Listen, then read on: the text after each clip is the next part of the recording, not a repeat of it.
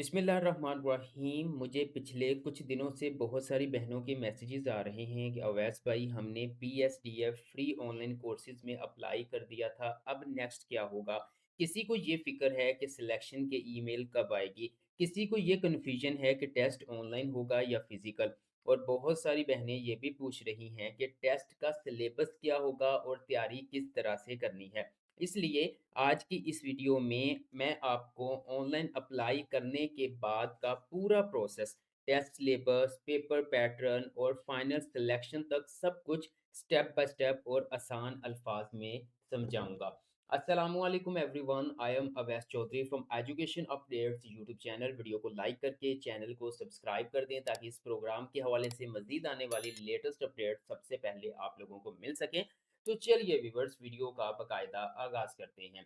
जी तो व्यूवर्स, इस प्रोग्राम के हवाले से मुकम्मल जो प्रोसेस है उसको मैंने जो है वो एक पावर पॉइंट की स्लाइड्स की जो है वो शक्ल दी है।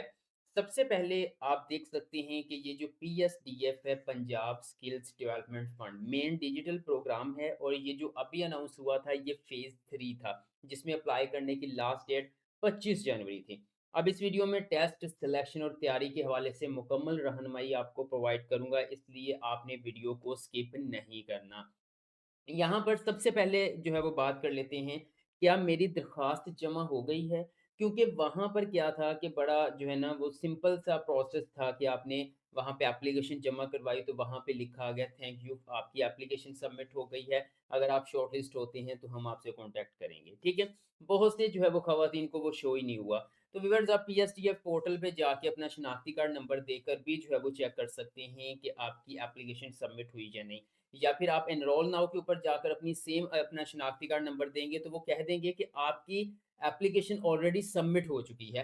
तो ये इस बात की जो है वो दलील है कि आपकी एप्लीकेशन कामयाबी से पीएसटीएफ के डेटाबेस में जो है वो सबमिट हो चुकी है।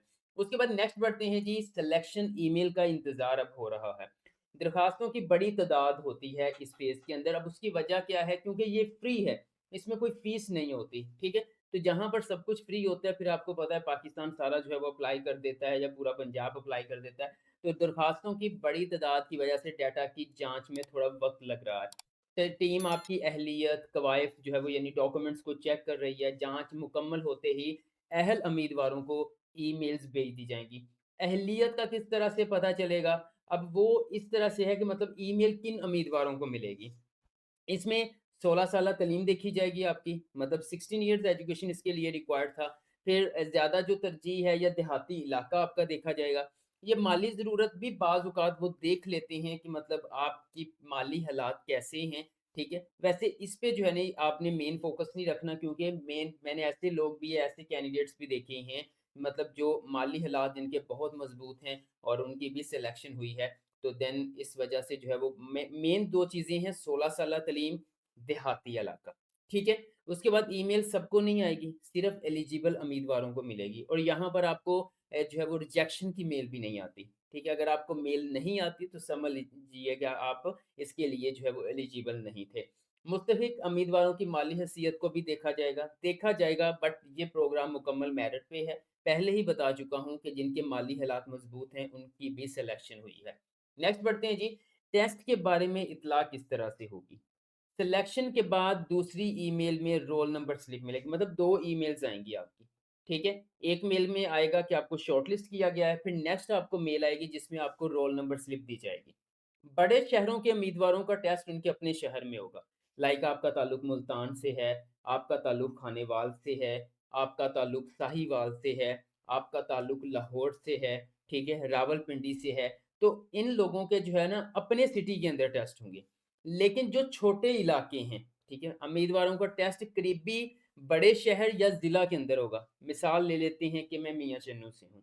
अगर मैं इसमें, वैसे मैं इसमें अप्लाई मेल नहीं कर सकते थे, मैं एग्ज़ाम्पल दे रहा हूँ कि अगर मैं इसमें अप्लाई करता, तो मेरा जो सेंटर है वो तहसील मियाँ चन्नू ना बनता बल्कि ज़िला खानेवाल बनता। ठीक है? इसमें मैंने ये एग्ज़ाम्पल भी आपको दी हुई है। यानी बड़े शहरों के कैंडिडेट्स अपने ही टेस्ट जो है वो जो शहर के अंदर सेंटर्स बनेंगे वहाँ पे टेस्ट देंगे, लेकिन छोटे इलाकों के लोग अपने ज़िलों के अंदर जाएँगे। ओके? उसके बाद नेक्स्ट बात कर लेते हैं कि मतलब ये अज़ला वाला आपका फाइनल हो गया। टेस्ट फिज़िकल होगा या ऑनलाइन होगा? देखें, टेस्ट जो है वो आपका कंप्यूटर पर ही होगा, ऑनलाइन ही होगा, लेकिन टेस्ट सेंटर में जाना ज़रूरी होगा। उम्मीदवार को खुद टेस्ट सेंटर जो है वो फिज़िकली प्रेज़ेंस वहाँ पे देनी होगी, जाना होगा, लेकिन वहाँ पर कंप्यूटर मौजूद होगा, उसके ऊपर आपका ऑनलाइन टेस्ट होगा और ये तरीकाकार गुज़श्ता 2 फ़ेज़ेज़ की तरह ही होगा। पहले फ़ेज़ के अंदर भी इसी तरह से हुआ था क्योंकि इसमें जो सेंटर्स बनते हैं वो मोस्टली जो है वो आपके बोर्ड्स बन रहे होते हैं, वर्चुअल यूनिवर्सिटी के सेंटर्स बन रहे होते हैं। यानी कहने का मकसद ये है कि टेस्ट आपका ऑनलाइन ही होना है, कंप्यूटर के ऊपर ही होगा, एमसीक्यूज़ बेस्ड ही होगा, लेकिन आपने सेंटर जाना है, जो आपको वेन्यू दिया जाएगा, आपने वहाँ पे पहुँचना है, वहाँ पे आपका टेस्ट जो है वो आपके कंप्यूटर पे ऑनलाइन कंडक्ट किया जाएगा। उसके बाद नेक्स्ट बात कर लेते हैं, अगेन टेस्ट कहाँ मुनक्किद होगा? आपके जो तलीमी बोर्ड्स हैं, वो आपके सेंटर्स हो सकते हैं या वर्चुअल यूनिवर्सिटी के जो कैंपसेस हैं, वो हो सकते हैं। ज़्यादातर टेस्ट जो है वो वर्चुअल यूनिवर्सिटी के कैंपसेस में होंगे। कुछ जगहों पर तलीमी बोर्ड के इम्तिहानी मराकिज़ भी हो सकते हैं। हतमी जो जगह होगी, वो आपकी रोल नंबर स्लिप के ऊपर लिखी होगी। ओके? उसके बाद नेक्स्ट टेस्ट का जो है वो सिलेबस क्या होगा अब? देखिए, ये मुझे सबसे ज़्यादा जो है वो क्वेश्चन पूछने को मिल रहा है। देखिए, इसमें आपका जीके होगा, जनरल नॉलेज, ठीक है? इसमें बुनियादी यानी कि बेसिक मैथ होगा, बेसिक साइंस होगी, बुनियादी रियाज़ी और साइंस। फिर आपका बेसिक कंप्यूटर होगा, बेसिक इंग्लिश होगी, पाकिस्तान के हवाले से मालूमात होगी यानी पाकिस्तान स्टडीज़।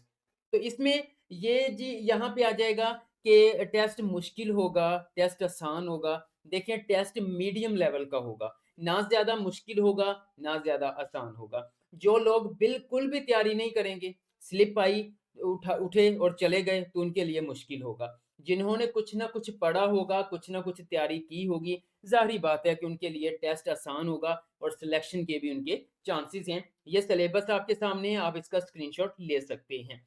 नेक्स्ट बात कर लेते हैं कि टेस्ट के कुल नंबर कितने होंगे, पेपर पैटर्न क्या होगा। देखें, टोटल मार्क्स जो है वो तकरीबन 45 से 50, एक फेज के अंदर जो है वो 45 एमसीक्यूज थे, ठीक है। सवालात आपके एमसीक्यूज पर मुश्तमिल होंगे, इसमें किसी किस्म की कोई नेगेटिव मार्किंग नहीं होगी, यानी गलत जवाब देने पर नंबर नहीं कटेंगे, ठीक है। और तमाम सवालात जो है वो मरूजी एमसीक्यूज पर मुश्तमिल होंगे और मैं आपको सजेस्ट करूंगा जितने भी सवालात कोशिश करें सारे सवालात के जवाब दें आप। ओके, उसके बाद नेक्स्ट, रिजल्ट डेस्कटॉप का हसूल। एग्जाम आपका हो गया, अब उसके बाद रिजल्ट का इंतज़ार करना है, ठीक है?